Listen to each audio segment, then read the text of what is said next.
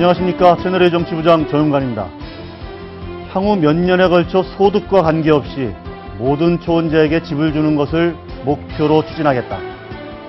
야당 의원 130명 중 80명이 서명한 신혼부부에게 집 한 채를 이란 모임의 발대식에서 나온 말입니다. 형 급식비 줄여 동생 보육비 충당해야 하는 것 아니냐. 재원 마련 논란 속에 무상 시리즈의 종결자다운 발상인데요. 복지 사각지대에 갇혀있는 이들을 외면한 보편적 복지의 또 다른 시작. 결국 그들의 헌신 정책에 무거운 빚만 짊어지게 될 우리 젊은이들의 미래가 진심으로 걱정입니다.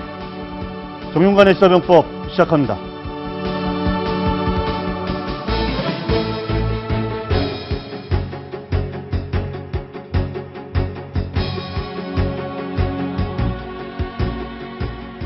한국석유공사가 5년 전에 2조 원을 들여 사들인 해외 정유회사가 100분의 1 토막인 200억 원이라는 헐값에 팔렸습니다.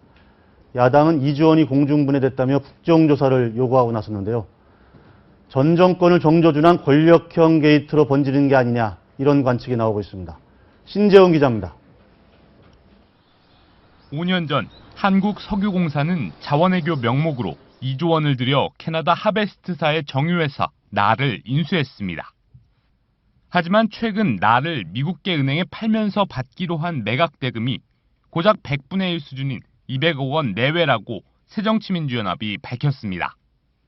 전 세계적으로 전례를 찾아볼 수 없는 치욕적인 투자 결과이고 부실한 인수였음이 밝혀졌습니다. 야당은 이번 사건을 빌미로 이명박 정부 해외 자원개발 국부 유출에 대한 국정조사를 거듭 요구하고 나섰습니다. 최경환 경제부총리가 당시 지식경제부 장관이었고 MB 정권의 실세였던 김백준 전 총무비서관의 아들이 몸담은 투자 자문사가 인수를 중개한 사실도 거듭 강조했습니다. 2조 원의 혈세가 100분의 1 토막난 경위에 따라 권력형 게이트로 비화할 수 있다는 우려가 나옵니다. 때마침 이명박 정부 때 해외 자원 개발을 주도한 박영준 전 지식경제부 차관이 어제 만기 출소하면서 야당의 국정조사 요구는 더 거세지고 있습니다. 이 전 대통령 측은 확대 해석을 경계했습니다. 한 관계자는 국정조사를 하게 된다면 당당하게 받으면 된다. 최소한 우리가 아는 범위 내에서는 권력 비리 차원에서 돈 받은 일은 없다고 선을 그었습니다. 채널A 뉴스 신재용입니다. 네, 하베스트 자회사 날이 5년 만에 헐값 매각된 걸로 알려져 파장이 확산되고 있는데요. 이상희 세명대 교수, 손정혜 변호사, 그리고 이남희 정치부 기자와 함께 자세한 이야기 나눠보겠습니다. 안녕하십니까? 안녕하세요. 네. 자, 이남희 기자, 지금 야당이 이 하베스트 인수, 네. 어제 기자회견을 갖고 공개적으로 국정조사를 해야 된다, 이렇게 좀 주장하고 나선 거죠? 네, 다시 한번 간단히 네, 설명을 한번 설명해 드리면요. 주시죠. 네. 2009년이죠. 이명박 정부 당시에 한국석유공사가 자원외교 차원에서 바로 그 캐나다 하베스트사의 정유회사, 그러니까 자회사인데 날이라는 곳을 인수를 하게 되는데 네. 2조 가까이 들여서 인수를 네. 하게 됩니다. 그런데 결국 5년이 지나서 미국계 한 상업은행에 다시 되팔게 되는데 네. 그 매각 대금이 200억 원 안팎이다. 네. 그러면 딱 100분의 1 토막 난다. 왜 이렇게 헐값에 매각된 것이냐. 결국은 네. 어떤 권력형 비리 또 게이트로 비화할 수 있다. 네. 이러면서 지금 이명박 정부에 대한 이 자원외교 또 그 국부 유출에 대한 국정조사를 요구하고 나선 겁니다. 네. 지금 손익계산서 지금 그래픽을 통해서 나가고 있는데요. 네. 매입한 금액은 이제 1조 1,000억 원 정도고 네. 추가 시설 투자에 이제 4,763억 원 이런 식으로 해서 총 이제 2조 음. 원 가까이 들었는데 결국 200억 원에 되팔게 됐다. 이렇게 지금 추산을 하고 있습니다. 우리 국민들이 뭐 이런 황당한 경우가 있느냐, 이렇게 아마 다들 생각하실 것 같은데, 이명박 정부 때 청와대도 계셨는데, 예. 이게 어떻게 이런 일이 벌어진 걸까요? 글쎄, 뭐, 제가 말씀을 드리는 것이 좀 객관적이 될지는 모르겠습니다만, 이 부분에 대해서는 이제 하베스트사를 인수를 했죠. 거기 네. 이제 자회사 경우는 날이 이제 들어가 있는 네. 것이죠. 그 날이 들어가 있는데 그 자회사가 이제 손실을 끼쳤기 때문에 2조 원에 인수를 했는데 200원에 팔았다. 그래서 나머지 부분이 국민의 세금이 공중분해됐지 않느냐. 네. 여기에 뭔가 의혹이 있지 않느냐에 대해서 네, 그런 거죠, 이야기를 하고 지금. 있는 것입니다. 이제 분명히 우리가 좀 선을 그어야 될 부분이 네. 자원외교 정책적인 부분의 실패냐 아니면 이 날에 대한 인수와 그 매각 그 과정에서의 문제냐 이것도 먼저 따져야 될 것 같아요. 네. 지금 이야기 나오고 야권에서 이야기 나오는 것은 날의 인수에 대해서 투자금이 엄청난 손실을 봤으니까 거기에 대해서 비리가 있지 않느냐. 그래서 전체적인 MB 정부의 외교 정책, 자원외교 자원외교. 문제가 있다 이렇게 봐야 되는데 일단 저는 먼저 이렇게 생각을 해봐야 될 것 같아요. 조금 냉정하게 우리가 돌아다 봐야 될 것인데 이 왜냐 그러면은 제가 객관성을 가지고 이야기를 드리는 겁니다만 한 정권의 정책에 대한 평가에 대한 문제이기 때문에 네. 이번 자칫하면은 자칫 언론이 왜곡이 될 수가 있다, 여론이 왜곡이 될 수가 있다라는 네. 부분입니다. 그래서 이 부분을 먼저 나를 인수를 했고 네. 나를 인수했는 그 과정 네. 그리고 200억에 팔 수밖에 없었던 그 과정 이 부분부터 분명하게 좀 밝혀야 되겠고요. 과연 이 팔 수밖에 없는 그런 절박한 사정이 있었느냐라는 부분도 네. 국민들한테 좀 설득이 먼저 돼야만이 이 부분이 이해가 되지 않나 이렇게 생각이 듭니다. 네. 근데 권력형 게이트로 가기 전에 일단은 네. 정치에 어떻게 부실 인수가 있었냐 이 부분 따져봐야 된다고 했는데 그렇죠. 네. 지금까지 밝혀진 것은 이렇습니다. 네. 하베스트를 인수를 할 때 네. 특히나 이 자회사 날의 경우는 특히나 부채 구조가 높았는데 아. 당시에 팔 때 예. 이 날 부채가 높은 날까지 인수하지 않으면 안 팔겠다 이렇게 끼워 팔기를 시도하니까 네. 어쩔 수 없이 이제 샀다는 거거든요. 네. 결국은 당시에 이제 자원외교의 어떤 그 성과를 높이기 위해서 결국은 부실한 기업인데도 성과 높이려고 이렇게 인수한 거 아니냐 라는 이렇게 게 이제 야당의 주장입니다. 그것이 이제 야당의 근데 주장입니다. 끼워 팔기를 한 게 1억 1조라는 얘기인가요, 그럼? 예, 그래서 이제 날 같은 경우 이제 하베스트 전체를 인수하는데 자회사인 날이 특히나 그 부채가 높았는데 결국 이 날까지 가져가지 않으면 하베스트 자체 넘기지 않겠다. 그러면서 이제 부채가 특히 높은 날을 껴안으면서 끼워 팔면서 네. 결국은 부담이 높아졌다. 이렇게 야당이 공격을 자, 하고 손 있습니다. 변호사. 지금, 예. 아니, 그러니까 지금, 어쨌든, 누가 왜, 어떻게 인수를 했느냐, 그 과정을 좀 살펴봐야 될 텐데요. 일단 과정도 면밀히 살펴봐야겠지만 그냥 상식전에서 네.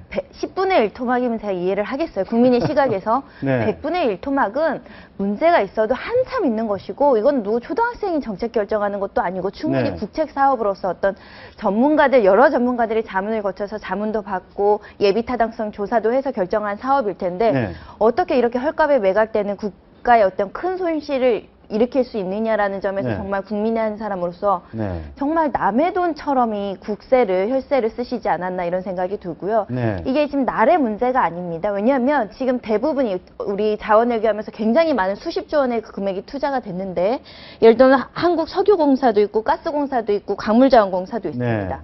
그러면 이 정책을 실현했던 목적은 어떤 그 자원에 대한 자급률, 개발률을 높이겠다라고 시행을 한 건데 보면 뻔한뻔짜 잘 안 될 것이라는 예상이 가능했어요. 왜냐하면 그 당시 이사회 회의록 같은 거 보면 네. 부채율이 높아서 위험하다. 네. 좀 부적당한 거 아니냐. 예를 들면 뭐 사업 자체가 부실하다는 것이 그런 공사의 이사회에 얘기가 나오고 있습니다. 그런데 이렇게 무리하게 왜 추진이 됐냐. 네. 우리 대통령이 자원외교라고 여러 차례 얘기하면서 홍보했던 이 국책 사업을 이미 시작했는데 어떻게 여기서 중단하냐 이런 내용이 이사회 회의록에 비슷한 취지로까지 적혀 대통령의 있습니다. 관심사, 예, 맞습니다. 역점 사업이기 때문에. 예, 그러니까 사업에 대한 어떤 구체적인 타당성을 검토하지 않고 그냥 밀어붙이기를 한 겁니다. 밀어붙이기를 해도 뭐 100억대 뭐 이런 걸로 부실 사업을 했으면 말을 안 하겠는데 거의 20조 원, 뭐 40조 원 이렇게 되고 있기 때문에 전체 규모가. 지금 예를 네. 말씀드리면 이게 지금 실질적으로 이거를 그 뭐 가스나 네. 석유나 이런 것들 국내 비축용으로 도입을 하겠다는 명목하에 들어왔는데 면밀히 네. 살펴보니까 한 26곳, 24곳 정도에 투자를 했다고 해요. 네. 근데 계약의 내용이나 그 현장이나 그런 걸 자세히 살펴보니까 실제로 국내로 비축될 수 있는 석유는 한 2곳 정도밖에 없다고 하고 결론적으로는 두 군데 아주 미미한 소수점 제외하고 나서는 국내 하나도 석유가 들어온 적이 없다는 거예요. 네. 결국 뭐냐면 0%에 가까운 성공률을 보였다고 하는 건데 이게 일반 기업이라고 하더라도요. 기업에서 가장 큰 돈을 들여서 사업을 시작했는데 성과율 회수율이 5%, 2%대다 책임집니까? 책임 당연히 집니다. 이 정책 결정에 참여했던 네. 사람들, 그 과정에서 어떤 비리, 부정확당한 문제가 없었는지는 분명히 뜯어보고 살펴보고 책임질 사람 책임지고 처벌할 사람 처벌해야 되는데 우리 지금 여태까지 아무것도 안 하고 아무도 뜯어보지 않았고 네. 고작 이제 감사원에서 감사를 했는데 네. 감사원에서도 지금 얘기가 나오고 있습니다. 문제가 있다라고. 네. 그럼 이 문제에 대해서 우리가 어떻게 바라봐야 되냐면 앞으로는 이런 일이 반복되지 않고 책임자를 엄격하게 처벌하려면 정말 면밀하게 살펴봐야 되는 문제입니다. 네. 여러 가지 좋은 말씀들 네. 해주셨는데 이제 그 자원 외교에 대한 정책적 결정은 한 정권이 이제 결단을 하는 것이죠. 그것은 이제 대통령이 이야기하든 정부가 이야기하든 자원 외교 정책이 중요하다고 타당성이 인정이 되면 그건 정책적 결정 사항으로 추진해야 되는 건 사실입니다. 이사회 의록에서 여러 가지 이야기 나올 수 있습니다만 그래도 총체적으로 광의의 뜻으로 봤을 때는 이것이 자원 외교가 MB 정부의 중요한 정책적 결정 사항이기 때문에 추진하는 것은 당위성이 있다고 봐야 되겠죠. 이제 좀 섹터를 좀 나눠서 봐야 될 것 같습니다. 우리가 이 부분이 자원 외교 전체에 대한 문제이냐 이렇게 이야기되고 있는데 이 하베스트에 대한 부분은 아직까지 모릅니다. 이것이 어느 정도 승률이 가지고 올지는 아직 모릅니다. 왜냐 그러면은 투자한 지가 아직 5분년밖에 안 됐고 비록 거기에 포함이 된 날이 네. 그 날이 지금 매각이 됐습니다만 하베스트는 아직 남아 있는 게 있거든요. 네. 거기서 앞으로 10년 후에 20년에 어떤 성과가 나올지는 그건 아무도 장담 못 합니다. 이것이 바로 자원 외교거든요. 왜냐 그러면 국제 통계상으로 봤을 때 자원 외교 승패율은 15% 내외입니다. 그만큼 성공률이 그 성공률이 그건 국제적 공인이 되어 있습니다. 그러나 우리나라 같은 경우에 전체적인 95%를 의존하기 때문에 이 자원 외교가 절박성을 가지고 있습니다. 그래서 MB 정부가 들어서면서부터 이거는 MB 정부에 대한 이익보다도 앞으로 네. 미래 가치를 위해서 투자를 한다 이렇게 된 것이거든요. 왜냐 네. 그러면은 이건 상당히 중요한 문제입니다. 실질적으로 우리가 자원 외교에서 예를 들어서 SK 같은 경우에 인도네시아에 노천 탄광을 개발했습니다. 이거 몇 년 만에 됐냐면 15년 만에 됐습니다. 대우 인터넷사 같은 경우에 미얀마에 가스 유전을 개발했어요. 몇 년 만에 됐냐? 13년 만에 됐습니다. 영국의 북해 유전 같은 경우에도 영국이 경제권을 잃어버려서 상당히 나라가 힘들어졌을 때 그 살리는 게 북해 유전 아닙니까? 여기에 31번 정도 광고를 뚫어봤어요. 뚫을 때마다 1억 달러 들어갑니다. 20년 걸렸습니다. 네. 그래서 100개 중에 한두 개 성공하면은 이 자원 외교 잘했다고 이야기하는 것이고 거기서 하이 리스크 하이 리턴이라고 이야기하는 것입니다. 그래서 지금 제가 말씀드리는 거는 자, 그러니까요. 네, 어쨌든 제가 자원 작은- 외교 정책 방향 자체야 뭐 당연히 네, 우리 뭐 예, 자원이 그래서. 없으니까 그건 해야 되는데 어디에 투자할 거냐는 정말 면밀하게 해야 되는 건데. 제가 한 일단, 가지 네. 의혹을 한번 더 드리면 이게 사업 초기부터 뭔가 단추가 잘못 깨어졌다는 생각이 드는 것이 어떤 권력형 비리라고 말씀드릴 수 있는 단초가 하나 제공되는 것이 네. 김백중 총무비서관 아드님 있지 네. 않습니까? 여기서 메릴 그린치인가 이름도 메릴 어렵습니다. 린치. 예, 그 네. 투자 자문 회사에서 투자 자문을 하게 되는데 거의 독점 계약 형식으로 굉장히 여러 사건을 가져가는데 4건 정도 하는데 자문료만 한 248억이 네. 들었다고 하죠. 이것도 적정한 자문료인가 하는 의문을 가질 필요가 있고 또 이것을 이 회사가 독점해서 가져갈 만한 어떤 성과가 있는 회사이냐, 어떤 권력의 실세가 몰아준 것 아니냐 이런 국민들의 네. 눈초리를 받을 수 있는 상황에서 결과가 좋으면 국민들이 의심을 하지 않습니다. 하지만 결과가 말씀하신 것처럼 지속 가능하게 좀 장기적으로 봐야 되는 것도 저는 동의합니다. 하지만 하베스트 건은 지금 이미 결과 실패라고 결론이 났어요. 예, 결론이 난 사건입니다. 그럼 적어도 이거에 대해서 어떤 정책적인 문제가 그 잘못이 있는지는 따져봐야 될 것 같고 네. 예를 들면 한 국가나 어떤 정치를 함에 있어서 정책 결정은 경영상의 판단이나 정치 판단 조금 잘못될 수도 있고 예상대로 진행이 안 될 수도 있습니다. 예를 들면 서울시에서 세빛 둥둥섬한 문제를 대한변협에서 네. 지자체 세금 낭비 조사 해가지고 살펴보니까 여러 가지 절차적인 문제부터 해가지고 부적당한 부분이 많아서 한 200억대, 300억대의 업무상 배임죄로 고발돼서 지금 수사가 진행했던 것으로 기억하고 있는데 만약에 이 사건도 그런 부실이나 위법 사항들, 뭐 비리 게이트 이런 게 연관이 된 소지가 발생된다고 한다면 정말 네. 피해볼 건 없으니까 이 부분도 철저하게 규명해야 되지 단순히 이게 정치적 판단, 국가적인 사업이기 때문에 장래로 뭐 미래를 보고 해야 된다라고 해서 모든 것을 면제해주거나 면피해서는 또 다음 정권이 들어와서 20조, 30조 또 투자한다고 한다면 지금 우리 무상급식 보육료 그 세금도 없는 상황에서 그걸 누가 받아들일 수 있겠느냐는 거죠. 네. 정부 예산은 여러 가지가 있죠. 일단 뭐 표현이 어떨지 모르겠습니다만 일단 소모성 예산이라는 부분은 헌법상에 명시된 국민의 행복권을 추구하기 위해서 거기에 보장되는 복리정책 뭐 이런 것들을 이야기하는 것이고 정책적 예산인 것은 대부분의 대한민국 예산이 국가의 예산이 정책적 예산으로 들어갑니다. 여기에 대해서 이제 정책적 예산이 잘 들어가고 못 들어가게 된 부분은 사실상 역사가 평가하는 거 맞죠. 그 다음에 이제 공기업에 대한 성격을 좀 아셔야 될 것 같아요. 이제 일반 기업하고는 다르거든요. 공기업이라는 것은 뭐냐면 일반 기업은 자사 이익에 부합되느냐 안 되느냐 그것부터 따집니다. 그런데 이제 공기업의 부채가 많은 이유도 그 중에 하나인데 뭐냐 그러면 국가적 사업에 장래의 비전이 있느냐 없느냐 이걸 보면 공격적으로 할 수밖에 없어요. 그것이 공기업이 해야 될 임무입니다. 그렇기 때문에 부채가 늘어날 수 있는 그런 가변적인 논리가 있는 부분도 있고요.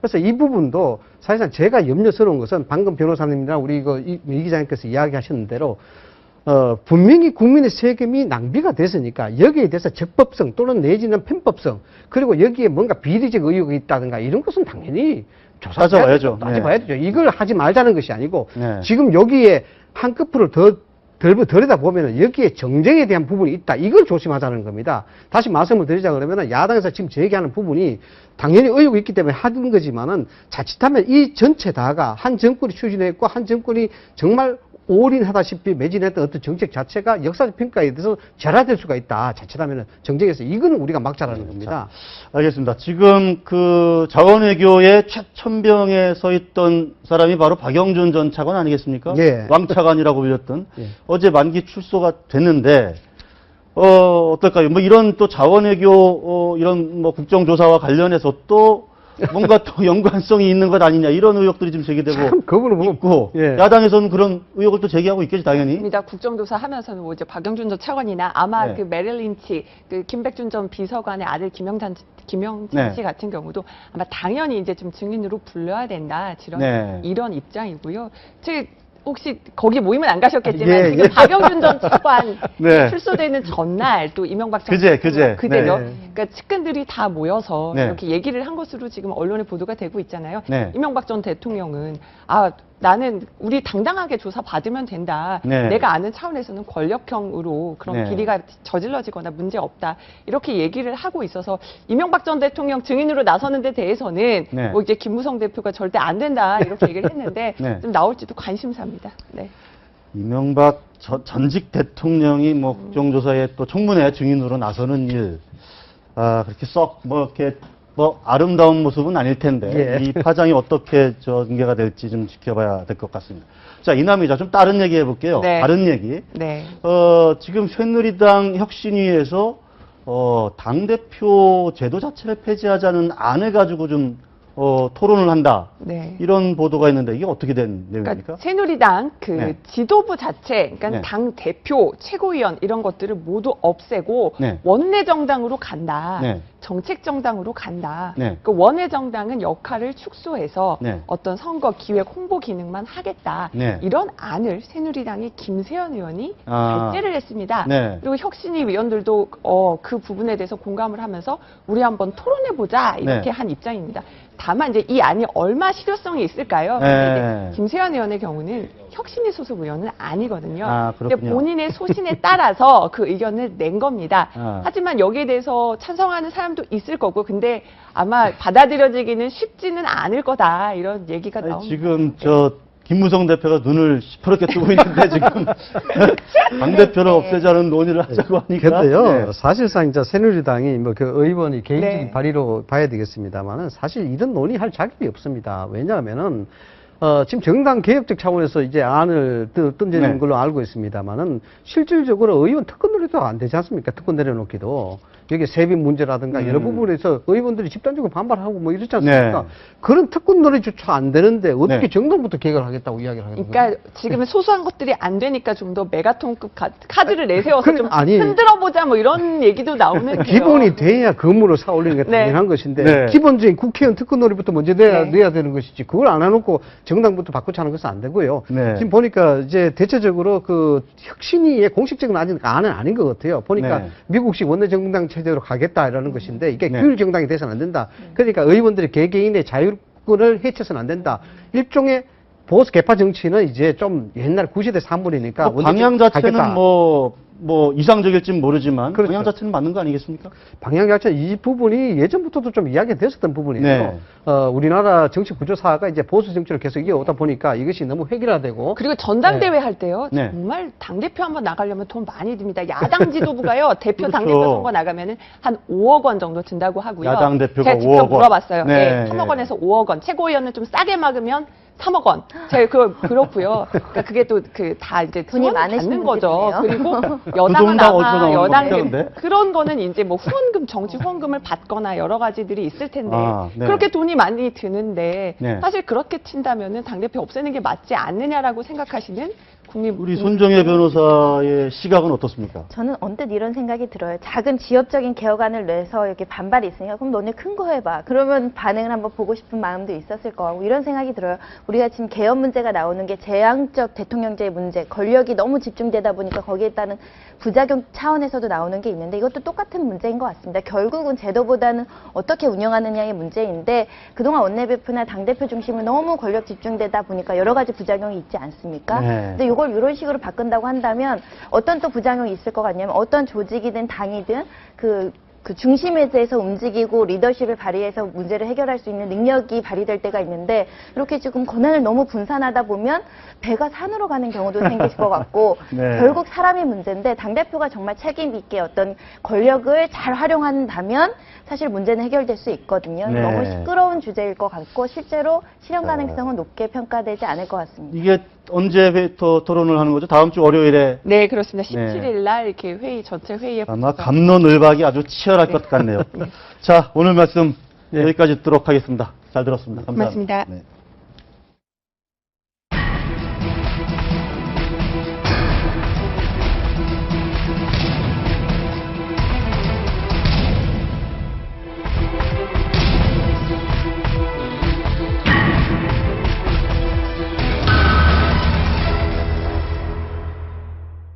한 주간의 뜨거운 정치권 이슈 전원책 변호사와 함께 이야기 나누겠습니다. 안녕하십니까? 네, 안녕하세요. 네, 조금 전에 하베스트 얘기를 예. 2주 전에 우리 전 변호사님이 그때 문제를 제기했었는데요. 그죠? 하베스트 이 자리에서. 광고 아까 앞에 세 분이 말씀하신 거 들었는데 네. 이게 원래 3조 8천억 정도 순수 네. 매입 가격만 이제 3조 8천억 정도 됩니다. 네. 이 날이랑 NARL 혹은 NAL이라고 자회사. 하는 예, 이 정유공장이에요. 네. 자회사라기보다 정유공장. 정유공장. 못 쓰는 정유공장. 못 쓰는- 섬에 있는 겁니다. 네. 섬에 있는 거예요. 이걸 우리나라 석유공사 네. 이 내가 할 말은 아니지만 6, 7급 이 석유공사 직원들이 이 비즈니스 비행기를 타고 비즈니스석 비행기를 타고 8번인가 갔습니다. 네. 그래서 인수계약을 했어요. 인수자금은 처음에는 8천억 이러다가 한 1조 원 조금 넘게 치웠는데 네. 문제는 그 뒤에 이 정유공장을 못 쓰는 공장입니다. 네. 그리고 이자만 계속 들어가고 수리비만 계속 들어가고 돈이 한 1조 원 더 들어갔죠. 네. 그런데 이번에 700억에 팔았어요. 200억에 판 게 아니고 네. 700 몇십억에 팔았는데 네. 또 수리비가 500억 정도가 들어가니까 결국 200억에 벌거고. 꼴이 된 겁니다. 네. 네. 그런데 문제는 하베스트 광고예요. 이 정유공장, 몸통, 예, 날 몸통. 또 날이지만 네. 하베스트 광고 여기에 뭐 기름이 2억 몇천만 이 배럴이 묻혀 있다, 5억 몇천만 배럴이 묻혀 있다. 처음에 석유공사가 요란하게 보도 자료를 냈습니다. 네. 그때 이 산자부입니까? 산자부에서도 같이 보도 자료 다 나왔어요. 나왔는데 지식경제. 예, 지식경제부죠. 네. 기름 한 방울 우리나라에 들어온 적 없고 네. 거기 기름이 있긴 있습니다. 아. 있는데 그 기름은 우리나라에 갖고 올 정도로 네. 품질이 좋은 기름이 아닙니다. 네. 품질이 지극히 나빠서 네. 우리나라에 이 갖고 와서 석유 자급률 네. 올릴 만한 기름이 못 돼요. 네. 거기다가 또 한 1억 2천만 배럴이 있는 센즈 오일, 네. 이 기름 덩어리 그 모래가 있거든요. 네. 그건 지구상에 있는 이제 기름이 다 파지고 없으면 그걸 써야 됩니다. 캐나다에 많아요. 그걸 미국이 입도 선미를 해놓았는데 네. 우리도 그걸 이제 하베스트 광고에 그게 있으니까 그걸 앞으로 쓸 수는 있을 거예요. 있는데 그건 1배럴에 한 170달러 이상 될 때 경제성이 있는 겁니다.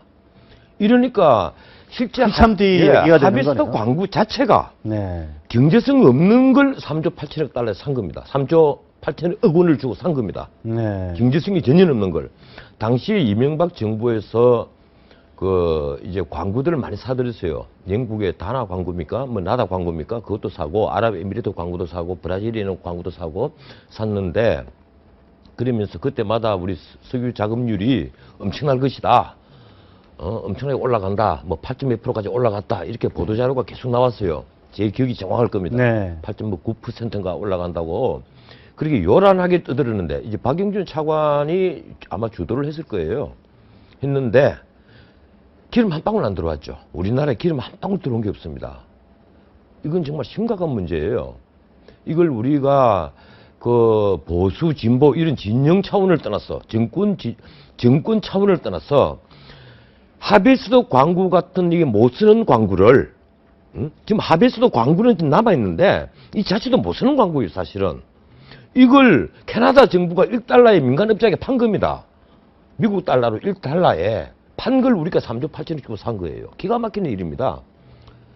이걸 비행기에 비즈니스석 타고 왔다 갔다 하면서 로비까지 벌려서 그걸 사들였다는 것은 범죄죠. 그렇게 허망하게 사들였다면 중과실이죠, 이건. 네. 이건 형사처벌해야 됩니다. 난 이 문제는 아주 오래전부터 내가 계속 짚고 있는 문제인데, 하베스트 광고 문제는 이건 지금 야당이 얘기하기 제가 훨씬 전에 2년 전부터 내가 계속 떠들고 있는 거예요. 네. 이건 반드시 처벌해야 될 사항입니다. 이걸 만약에 그냥 넘어간다면 국민이 돈 4조 원을 그냥 날리는 셈이에요. 이건 말이 안 되는 알겠습니다. 겁니다. 자, 지금 뭐 무슨 보육 뭐 무상 시리즈 때문에 지금 돈 사실 재원 때문에 난리인데 지금 이게 지금 뭐 그렇게 또 쓸줄 샜다고 하니까 참 답답도 한데. 지금 우리 정치권이요, 예, 여야가 솔직히 흉금을 틀어놓고 얘기를 할 기회예요. 네. 지금 우리가 박근혜 정권 들어와서 135조만 있으면 박근혜 대통령이 말씀하시던 무상급식, 무상보육, 반값 등록금, 기초노령연금, 그리고 중증질환자 치료 다 해줄 수 있다. 네. 당장 안 되죠. 네. 이 무상보육만 하더라도 뭐 이번에 많이 이제 우리 국민들이 공부가 되셨겠지만, 이 우리가 내국세를 거두는 데 있어서 한 40%를 지방에 내려보냅니다. 네. 그 40% 중에서 한 20%는 그냥 지방자치단체에 보내는 교부금이고, 네. 또한 20.27% 요건 이제 지방교육재정 교부금이에요. 지방교육청에 내려보내는 거예요. 그런데 무상급식은 법에 없지만은 무상보육은 법에 딱 정해져가 있습니다. 그렇죠. 예, 무상보육을 제일 먼저 주장을 했던 사람은 MB죠. 이명박 대통령이죠. 이분이 0세부터 5세까지. 황운여 장관 예, 아닌가요? 아. 그렇죠. 0세부터 네. 5세까지 국가가 보육도 아닙니다. 교육을 책임지겠다. 네. 뭐 0세를 어떻게 교육하는지 모르겠는데, 그래 유아교육법이에요. 법 자체가. 네. 기가 막히는 법을 만들었죠. 예? 그래서 이 법에 의해서 교육청이 보육 예산을 만들어야 되거든요. 그래서 만들어진 게 누리과정도 만들고, 아이를 낳으면 어린이집에 보내면 한 달에 75만 원씩 정부가 줍니다. 그게 반일반이든 전일반이든 주는 거예요. 그럼 1년에 900만 원을 주는 겁니다. 어린이집에. 그래 어린이집에 민간 어린이집이 많이 생겼죠. 정부가 만들어야 될 어린이집이 아니라 민간이 어린이집을 많이 만든 거예요. 그래서 가령 우리가 이 점을 생각해야 됩니다. 우리가 이게 복지를 하고 보편적 복지 정책을 받아들인다 하더라도 이 때가 있는 것이거든요. 지금 이제 국민소득이 GDP 기준으로 하면 한 24,000불, GNP 기준으로 하면 한 26,000불이 돼요. 서구에서 옛날에 스웨덴이 복지를 시작할 그 정도 수준입니다. 그때 5,000불 정도 화폐가 치면 스웨덴의 경우 어떻습니까? 스웨덴이 지금 기초노령연금도 폐지를 했어요. 일률적인 것은 저소득층에만 주겠다.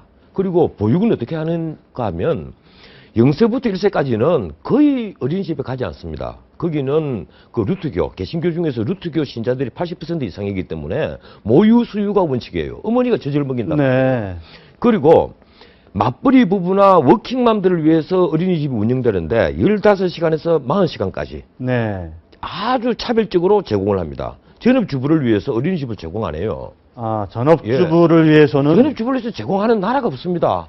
영국도 독일도 하잖아요. 몸이 아픈 경우는 예외지만 네. 그렇지 않으면 전업주부를 위해서 왜 어린이집을 제공을 합니까? 국가가 단지 양육수당을 제공을 하죠. 네. 우리 돈으로 한 20만 원에서 아주 많이 주는 경우는 그 주마다 다 틀려요. 제가 네. 조사를 해보니까 한 40만 원 정도 주는 주도 있고.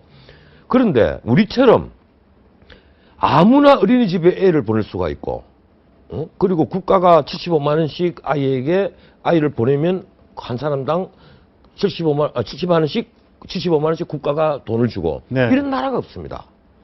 이렇게 세밀하지 못한 복지를 하는 나라가 없다는 거예요. 무상급식을 하든 무상보육을 하든 세밀하게 해야 되는데, 정책을 만든 자들이 책상 위에서 그냥 정책을 만드니까 현실을 모르고, 이러니까 막상 이 일하는 어머니, 맞벌이 부부, 정말 그 도와줘야 될, 예? 극빈층이나 서민층이나 가난한 사람들에게는 혜택이 쉽게 돌아가지 않는다는 겁니다. 내가 어린이집 주인이라도 가급적이면 한 4시간 만에 아이 찾아가는 전업주부 아이를 선택을 하겠죠. 그렇죠. 그게 편하니까. 네. 그리고 정말 가난한 집의 아이들은 그 양육수당 20만 원을 받기 위해서 시어머니나 친정어머니에게 아이 맡겨놓는 거예요. 정말 가난한 집에서는 네. 아이를 어린이집에 보내는 것보다는 친정어머니에게 맡겨놓으면 20만 원씩 양육수당이 나오니까 아이 둘이면 40만 원이잖아요. 그게 생계에 도움이 되니까 그렇게 한단 말이에요. 무상급식만 하더라도 말할 필요가 없죠. 지금 아이들이 밥 안 먹고 밥을 버리는 아이들은 30% 된다는 것 아닙니까? 그건 통계상으로 나오고 있잖아요. 그래서 잔반 버리는 음식을 치우는 값만 1년에 네. 130억이 든단 말이에요. 네. 왜 이런 짓을 해야 됩니까? 그래서 우리가 이 무상급식을 하든 무상보육을 하든 방법이 하나 딱 있습니다. 우리나라 공무원들, 우리나라 정치인들 정말 행복한 줄 알아야 돼요. 우리가 지금 스웨덴, 노르웨이, 핀란드, 뭐 어제 그저께 다른 방송에서 토론을 하니까 모 교수님께서 아프리카 모리셔스까지 거론을 하던데요. 아프리카 모리셔스는 인구 한 130만 되는 섬입니다. 네. 아프리카 붙는 조그만 섬이에요. 국민소득이 한 9,000불 됩니다. 예? 그럼 130만 되고 그 노르웨이, 핀란드가 480만, 520만이거든요. 그리고 스웨덴이 한 880만 돼요. 이민을 많이 받아들여가지고. 그런 작은 나라, 자원은 풍부하고 국토는 넓고 그런 작은 나라의 보편적 복지 정책을 받아들여서는 우리나라는 대책이 없습니다. 방법이 하나 있어요. 미국, 일본, 영국, 독일, 프랑스, 이탈리아 인구가 5천만이 넘고 국민소득이 2만 불이 오래전부터 넘은 나라. 네. 특히 그중에서 유럽의 4나라, 영국, 독일, 프랑스, 이탈리아 이 4나라다 스페인 인구가 한 4,050만이 됩니다. 이 스페인까지 포함해서 이 5나라에서 성공한 정책 우리가 다 받아들이면 돼요. 그리고 하다가 이건 안 되겠다 해서 실패해서 철회하는 정책 이건 우리가 하면 안 되는 겁니다. 이미 우리보다 앞서간 선배들이 이거 실패를 했다. 그럼 이 정책은 우리 철회를 하고 있다. 그런데 그걸 우리가 왜 여과 없이 받아들입니까? 그게 바로 여과 없이 받아들인 게 바로 무상급식, 무상보육 정책입니다. 그러니까 네. 지금 영국 같은 경우는 100% 무상급식을 하다가 지금 한 11%를 합니다. 엄청나게 줄어들었죠. 독일이 한 40%가 돼요. 미국도 한 40%가 되고 일본은 불과 2%입니다. 무상급식이. 그런데 우리는 100% 무상급식을 하거든요. 그 100% 무상급식을 하니까 어떤 그 일이 벌어지느냐. 지금 중학교에 무상급식 할 때 한 끼 밥 만드는 그 원가가 한 4,100원치입니다. 그런데 그 밥 자체가 부실하다는 거예요. 아이들은 맛이 없고 부실하다. 그걸 내 먹는 것밖에 없다. 그 편식을 막기 위해서 이 무상급식을 강화를 해야 된다. 또 이런 이유를 또 댑니다. 자, 이런 의리적인 무상급식, 무상보육, 네, 지금 뭐 논쟁이. 우리가 이 보편적 복지 정책이 원래는 사회주의 국가 그리고 사회민주주의 국가에서 이런 정책을 낼 때는 A, B, C, D가 전부 다 먹고 입고 마시는 걸 똑같이 하겠다. 네. 여기서 출발한 정책인데 사실 이게 말이 무상이지 무상이 아닌 거죠. 우리 돈을 걷어서 배급하는 거잖아요. 급식이든 보육이든 사실 우리 세금이란 말이에요. 지금 우리의 경우는 세금이 안 되니까 결국은 빚을 낸다는 거예요. 그럼 정부, 중앙정부 부채가 계속 빚이 늘어나는데 이 일을 어떻게 할 거냐. 지금, 네. 예, 그래서 예. 야당에서는 뭐 오늘 하루 종일 뭐 이런 논란이 벌어졌는데 예, 야당 또 신도부부에게 집 한 채 주자. 이런 얘기도 좀 깊다는 나왔고. 얘기요.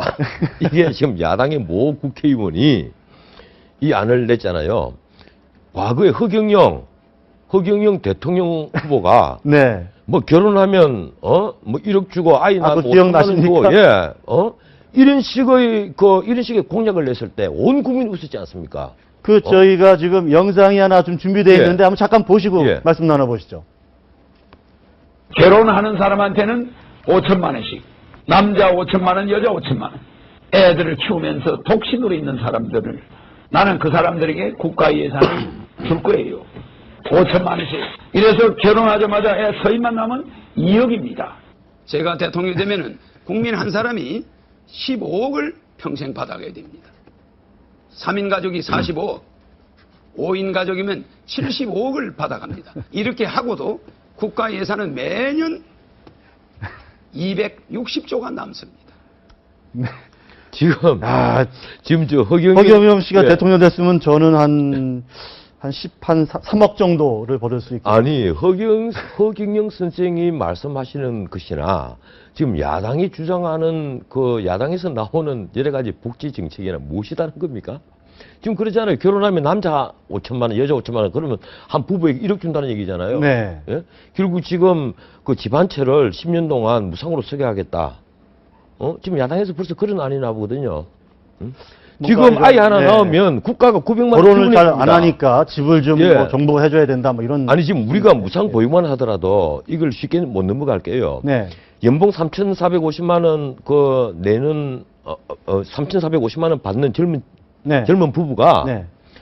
1년에 16만 원 더 내라고 하면 세금 폭탄이라고 난리를 치면서 네. 지금 아이 하나 딱 낳으면 국가가 900만 원을 지원을 해요. 그 900만 원뿐 아닙니다. 뭐 유아 집종부터 시작해서 그 아이에게 퍼부어 들어가는 돈을 계산하면요 엄청나요. 이 국가가 이미 그 오래전부터 이 아이의 그 보육에 관해서 그 뭐 지원해 주는 게 많이 있습니다. 각종 보건소를 통해서 지원해 네. 주는 게 있고 구청을 통해서 지원해 주는 게 있는데 이건 교육청을 통해서 지원하는 것만 900만 원이라는 거예요. 그런데 지금 그런 얘기 하거든요. MB 정부 때 왜 이 얘기가 나왔느냐? 아이를 쉽게 낳게 하기 위해서 네. 0세부터 5세까지는 국가가 책임지고 키워주겠다. 이게 전 세계 이런 키우기가 나라가 힘드니까. 이런 나라가 단 한 나라도 없습니다. 내가 늘 얘기하지만 한 나라도 없습니까? 북한이 그런 얘기를 하는데 북한은 그런 나라가 아니니까 네. 북한은 나라가 아니니까 한 나라도 없어요. 이런데 MB가 그런 말씀을 하신 거예요. 그런 말씀을 하시고 나서 막상 정책은 제대로 만들지도 못하고 네. 박근혜 정부로 넘어온 겁니다. 네. 이게 그래서 이제 누리 과정이 있고 그다음에 0세부터 5세까지 또 어린이집에 가면 뭐 그렇게 하고 온갖 지금 제도를 만들고 있는데 막상 필요한 사람은 일하는 어머니고 그리고 가난한 서민의 아이들이거든요. 부잣집 아이를 왜 양육수당을 왜 주는 겁니까? 왜 중산층 이상 되는 사람들에게 왜 양육수당을 줘야 되느냐고요. 나 그게 이해가 안 돼요. 그리고 이 프랑스 예를 들고 영국 예를 들어요. 영국이 지금 인구가 한때 많이 올라갔다 지금 한 8천만 정도 됩니다. 네. 그리고 프랑스가 지금 한 6천만 정도 돼요. 프랑스가 한때 많이 올라갔을 때 역시 8천만이 넘었습니다. 그런데 출산율이 워낙 낮아지니까 그리고 지금 출산율을 회복을 했거든요. 독일이 인구가 한 8천만이 되고. 그런데 프랑스의 경우를 자꾸 열어들면서 이게 무상복지를 많이 해주면 아이를 낳게 된다. 천만의 얘기죠. 그게 아니죠. 교과서를 보면 딱 나옵니다. 우리가 국민소득에, 지금 국민소득으로 한 2만 불이 좀 넘어가면, 네. 이제 각종 문화 환경이 많이 바뀌지 않습니까? 많이 바뀌고 이러니까 여성들이 자아 실현을 하려 하는 욕구가 굉장히 강해져요. 자기도 직장을 가지려 하고, 그리고 자기 문화 생활을 하려 하고, 이러니까 자꾸 아이를 적게 낳거나 늦게 낳는단 말이에요. 그러다 국민소득이 다시 한 3만 불이 넘어서고 3만 5천 불이 넘어서기 시작하면 다시 출산 욕구가 늘어납니다. 그 어느 나라나 다 마찬가지예요. 간단한 예로 미국의 경우에 부유층보다는 저소득층의 아이를 훨씬 더 많이 낳습니다. 낳죠. 네. 많이 낳는단 말이에요. 그건 영국도 마찬가지예요. 그러면 가난하다고 아이를 적게 낳는 게 아니에요. 우리도 출산율이 가장 높았을 때는 6.25 전쟁 전후 기간입니다. 그래서 베이비 부머 세대라고 하지 않습니까?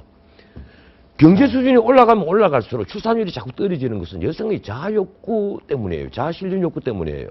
그런데 그런 자연적인 흐름을 모르고 무조건 아이를 낳아서 잘 키우게 국가가 무조건 돈을 퍼부어주면 아이를 낳을 것이다. 지금 출산율 늘어나고 있습니까? 뭐 늘어나고 있단 싱글스 말이에요. 얘기까지 나왔죠. 그래서 농담이라고 나중에 막 그러니까 지금 싱글스를 만들겠다. 이 농담 아니죠. 이게 무슨 말인가 하면요. 지금 농담이라는데요? 제가 보기에는 우리 정부 예. 고위공직자들은 대통령에게 잘 보이기 위해서 그런지는 모르겠는데 세금 세원을 찾아내는데 지금 혈안이 되어 있습니다. 담배세가 아주 대표적이에요. 보건복지부 장관이 돈 2,000원씩 올리자 이러면서 불과 한 2조 원 더 그칠 것이다. 네. 그런 얘기죠. 국회에서도 5조 원 더 그친다고 얘기했습니다. 실제 우리가 보기에는 7조 원 정도가 더 그칠 거예요. 담배세 2,000원을 올리면 네. 그래서 한 갑에 4,000원에서 4,500원을 하게 되면 평균적으로 4,500원 하게 되면 돈이 7조 원이 더 그친단 말이에요. 이걸 2조 원 정도 더 그친다고 거짓말을 지금 하고 있습니다. 그러면서 주민세 올린다, 자동차세 올린다, 그건 그냥 지방세잖아요. 지방에서 워낙 난리들을 치니까, 우리도 돈 없다고 난리들을 치니까, 그럼 지방세도 올려줄게. 이거거든요. 그러다가 생각에 고안한 게 지금 싱글세입니다. 그런데, 네. 저도 결혼을 늦게 했습니다만, 결혼 늦게 하는 사람들 손해 많이 봐요. 사실 지금 싱글세를 이미 내고 있습니다. 결혼을 하면 각종 받는 혜택, 공제, 세액 공제 이게 얼마나 많습니까? 사실상 지금 우리 조세 구조는 싱글로 사면 엄청난 손해를 보는 구조가 되어 있단 말이에요. 이미 싱글세를 이미 싱글세를 내고 있는 거나 있어요. 마찬가지다. 예, 내고 있는데 싱글세를 내겠다. 그 독신세를 받겠다. 지구상에 독신세 받는 나라 없습니다. 옛날에 뭐 히틀러가 이걸 지금 농담 삼아 했다는 게 아니고 이 진담이에요. 머릿속에 이런 것만 꽉 차 있단 말이에요, 지금. 응? 어떻게 하면 세금을 더 거둘 것이냐. 왜 그런가 하면 우리가 지금 세금 부담률이 말이 20%라고 하지만은 사실은 4대 보험이 세금이잖아요. 우리는 지금 그 습과하고 틀려서 국민연금만 하더라도 많이 내는 사람이 적게 받고 적게 내는 사람이 많이 받는 구조니까 안 내면 집을 압류를 해요. 압류해서 처분을 해버린단 말이에요. 강제로 징수하는 세금입니다. 이것까지 포함하면 지금 세금 부담률이 27.6%입니다. 지금 세금 말씀하시니까 문재인 의원이 제시한 불평등세. 이건 글쎄, 어떻게 보세요? 예, 문재인 의원이 이제 당권에 도전을 하고 그리고 이제 대권에 도전하기 위해서 자기만의 정책을 만든다고 계속 이제 만들고 있고 이번에도 이 두툼해지는 뭐 지갑 네. 이걸 쉽게 말하면 직장인이 지갑을 두툼하게 해주겠다. 그 두툼하게 해주는 건 뭡니까? 월급 많이 주고 세금 적게 받는 것이잖아요. 네. 예? 그리고 뭔가를 지원해 주겠다는 거예요. 네. 쉽게 말하면 국가가 부자들에게 돈을 많이 걷어갖고 너희들에게 지원을 해주면 너희들 지갑은 두툼해진다. 그러니까 나를 지지해다오. 이제 이런 형식입니다. 그런데 제가 보기에는 너무 좀 설익은 정책 같아요. 우선 이게 소득의 재분배를 넘어서서 재산의 재분배까지 가는 정책은 굉장히 위험한 정책입니다. 이건 곧장 사회주의 정책이에요. 사회민주주의 정책도 아닙니다. 네. 레디컬 레프트가 아니고 익스트림 레프트입니다. 극단 좌파예요. 지금 극단 좌파적인 부유세, 종부세 이거 다 극단 좌파 정책입니다. 종부세는 소득의 재분배가 아니잖아요. 내가 재산 많이 갖고 있으니까 세금 많이 뜯는 것 아닙니까? 네. 결국 그게 뭔가 하면 재산의 재분배란 말이에요. 재산의 재분배는 문자 그대로 공산주의나 사회주의에서 있는 겁니다. 공산주의나 사회주의, 사회민주주의가 아니고 시장의 존재를 인정하는 사회민주주의가 아니고 이렇다 보니까 극히 조심스러워야 되고 부유세를 시행을 하던 나라들도 부유세를 대부분 다 철회를 하고 있거든요. 근데 우리는 지금 종부세를 이미 하고 있습니다. 네. 종부세를 하고 있어서 나는 이건 분명히 위헌적인 성격이 있다고는 생각하는 사람 중에 한 사람인데, 그런데 느닷없이 지금 불평등세, 쉽게 말하면 고액 소득을 받는 사람, 그리고 큰 재산을 갖고 있는 사람에게 세금을 왕창 매겨서 돈을 받겠다는 거예요. 그리고 그 돈으로 이게 뭐 외국 사례가 있다면서요, 있기는. 외국 사례가 이제 바이데스인가 마이데스인가 하는 그런 법들이 있어요. 네. 예, 그런 법들이 있는데 외국의 사회민주주의에서 그 사회민주당들이 내놓은 정책을 우리가 그걸 여과없이 받아들여서 되겠습니까? 난 그래서 기가 막히는 거예요. 그러면 애초에 레닌, 스탈린의 정책을 다 받아들이죠. 외국의 사례가 다 있으니까. 그래서 정책을 하나 만들 때는 우리가 이 정책으로 얻는 이익, 그리고 이 정책으로 얻는 불이익, 네. 이걸 면밀히 검토를 해서 이익 교량을 해야 됩니다. 그리고 이 정책이 과연 정의를 건드리냐 안 건드리냐. 일단 정의를 건드리면 안 돼요. 이건 우리가 자유민주주의의 핵심적인 평등 원칙이 뭔가 하면 기회의 평등입니다. 기회의 평등이지 결과의 평등이 아니란 말이에요. 이건 결과의 평등으로 가자는 거예요. 알겠습니다. 자, 요즘에 상품권, 고액 상품권, 저는 50만 원, 100만 원짜리 예. 상품권 보지 못했는데. 제가 오늘 그 말씀을 드리려 했던 것은 이걸 우리가 눈 감고 넘어갈 문제가 아니기 때문에 네. 이 올해 상품권 발행액이 엄청나게 늘어나서 이제 한 10조 원 가까이 될 것이랍니다. 그런데 상품권만 10조 원. 예, 상품권이 아, 그런데 엄청나네. 작년에 상품권이 50만 원짜리 이상 발행된 상품권이 네. 무려 1조 8천억이에요. 365만 장.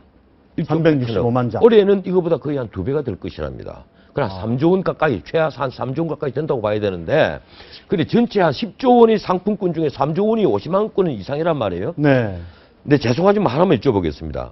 이 언론사 부장으로 계시면서 50만 원짜리 상품권 받아보신 적 있습니까?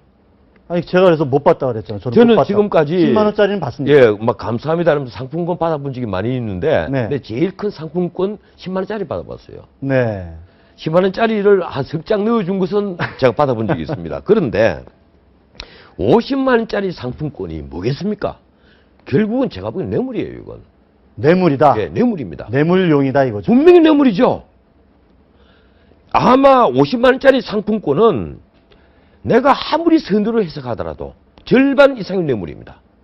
그러면 이게 만약에 3조 원이 발행됐다면 네. 1조 5천억 이상은 뇌물이 가고 있다는 얘기예요. 이걸 우리가 언제까지 눈 감아야 줘야 됩니까?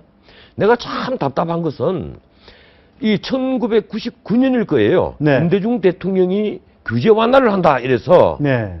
이 상품권을 제한하는 법을 없애버렸습니다. 폐지를 했는데 네.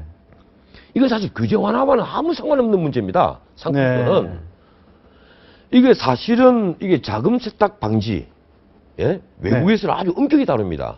이 상품권을 발행하는 걸. 아, 그런데 우리는 자금 세탁 이걸 방법. 이걸 무한정 풀어놨거든요. 네. 이러니까 자금 세탁용으로도 쓰이겠지만 제가 보기에는 이건 자금 세탁용 아니에요. 50만 원짜리 상품권은.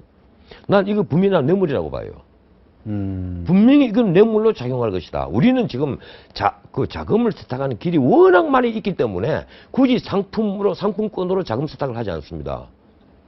뭐 제가 오늘 이 방송에서 네. 그런 자금 세탁하는 방법이 이러이러한 범죄 방법이 있다는 말씀은 차마 못 드리겠는데 네. 예, 아주 많이 있어요. 있는데 굳이 돈이 아주 많은 사람들이 자금 세탁을 굳이 이렇게 안 할 거란 말이에요. 이건 제가 보기에는 뇌물입니다. 그러면 우리에게 결론 내려주십시오. 우리에게 검은 돈들이 이만큼 흘러가고 있단 말이에요. 네. 검은 돈들이 지금 우리가 계속해서 우리는 민주주의 깨끗하게 하고 있다 이러지만 검은 돈들이 어딘가 이렇게 흘러가고 있다는 거예요. 그래서 빨리 이게 업에서 이 상품권을 자금 세탁을 네. 못하도록 이 자금 세탁 방지법에 딱 묶어버리면 네. 이게 쉽게 작용을 못합니다.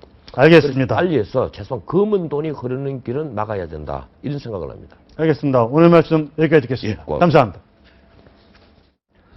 정윤관의 시사병법 오늘 순서 여기까지입니다. 시청해주신 여러분 고맙습니다.